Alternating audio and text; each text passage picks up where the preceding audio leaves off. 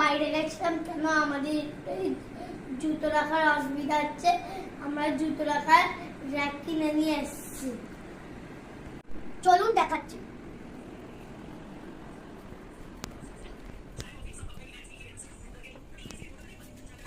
Hello guys, এই দেখুন সেই জুতো রাখার র্যাক।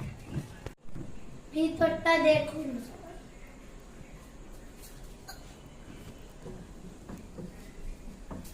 দাঁড়ান একটা রাখছি, ওটাই দেখাচ্ছি দেখুন।